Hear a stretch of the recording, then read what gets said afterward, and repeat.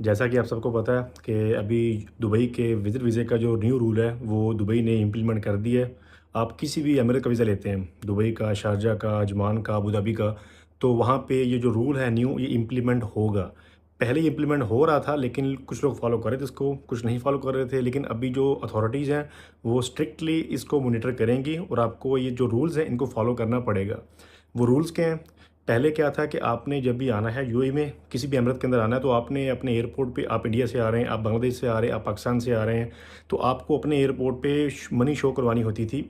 ख़ास तौर पे अगर मैं पाकिस्तान की बात करूँ तो आपको पाकिस्तान एयरपोर्ट के ऊपर 5000 दिरहम तक शो करवाने होते थे और वो लाजमी था। कई बार क्या होता था कि आप कभी कोई शो करवा के आ जाता था, कोई जिनसे पूछ लेते थे वो शो करवा देते थे, जिनसे नहीं पूछते थे तो वो वैसे भी आ जाते थे। लेकिन अभी क्या हुआ है कि उन्होंने मैंडेटरी कर दिया है कि हर बंदे के पास वैलिड विज़िट वीज़ा होगा, साथ में जो शो मनी होगी वो होगी 3000 दिरहम की। या तो 3000 दिरहम उनके पास हो या उसके इक्विवेलेंट कोई करेंसी हो। अब पाक रुपीज़ भी हो सकते हैं उनके बैंक अकाउंट के अंदर, या आपके पास क्रेडिट कार्ड हो। लेकिन कोई भी करेंसी होगी तो वो इक्विवेलेंट टू वो 3000 दिरहम के इक्वल होनी चाहिए। और जो थर्ड जो चीज़ है वो है प्रूफ ऑफ अकोमोडेशन। पहले ये इतना ज़रूरी नहीं होता था लेकिन अभी ये बहुत ज़रूरी कर दिया गया है। अगर तो आप यहाँ पे अपने किसी रिलेटिव के पास आ रहे हैं तो आपको उस रिलेटिव की एम्बेसी आईडी अपने पास रखनी होगी। वो आपसे पूछ सकते हैं, वो आपसे देख सकते हैं और मुमकिन है कि वो उस एम्बेसी आईडी को ऑनलाइन वेरीफाई भी कर लें कि वाकई बंदा वहाँ पे रेजिडेंट है या नहीं है। हाँ, बहुत सारे लोगों का ये क्वेश्चन होगा कि मेरा तो वहाँ पे कोई रिलेटिव नहीं है, मैं तो वहाँ जा रहा हूँ, मुझे वहाँ कोई जाने वाला नहीं है, तो मैं क्या करूँ? तो उसके लिए ऑब्वियसली बात है, जो होटल अकोमोडेशन होगी वो तो महंगी होगी, तो आप वो रिजर्व बुक भी नहीं करेंगे। बहुत सारे होटल्स आपको ऑप्शन देते हैं कि आप वहाँ पे होटल बुकिंग कर लें, वहाँ जाके आप पे कर सकते हैं। लेकिन मैं रिकमेंड नहीं करूँगा। आप लोगों को मैं ये रिकमेंड करूँगा कि आप लोग फेसबुक मार्केट प्लेस के ऊपर जाएँ, वहाँ जाके आप लोग सर्च करें बेड स्पेसेस, क्योंकि आप जब आएँगे ऑब्वियसली बात है, आप होटल में तो नहीं रुकेंगे, आप रुकेंगे बेड स्पेस के अंदर, क्योंकि आपको वही चीप पड़ेगी।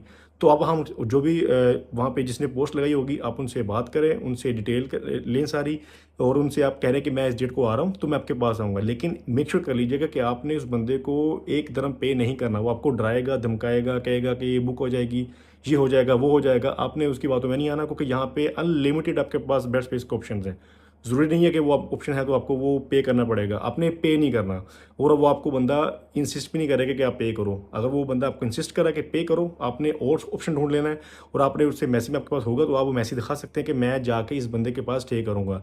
फिर जब आप यहाँ पे यूएई के अंदर आ जाएंगे, यहाँ पे आके आपने उस बंदे के पास जाना है अकोमोडेशन के पास, आपने वो अकोमोडेशन देखनी है। अगर आपको वो सूटेबल लगे तो आप वहाँ पे रह लें, अदरवाइज़ आप वहाँ पे अपनी और भी अकोमोडेशन सर्च कर सकते हैं।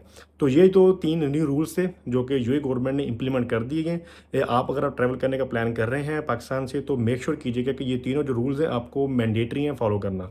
और जो रिटर्न टिकट है, पहले लोग डमी टिकट करवा के आते थे, कुछ लोग जेन्युइन टिकट करवा के भी आते थे, लेकिन अभी इसको स्ट्रिक्टली मॉनिटर किया जा रहा है। तो मेक श्योर कीजिएगा कि आप लोग डमी टिकट करवा के ना आएँ।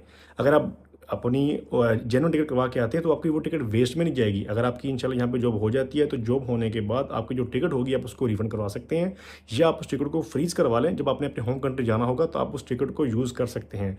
तो ये थी न्यू अपडेट वीज़ा के ऊपर, जो कि पाकिस्तान, इंडिया और बांग्लादेश के ऊपर इम्प्लीमेंट की गई है।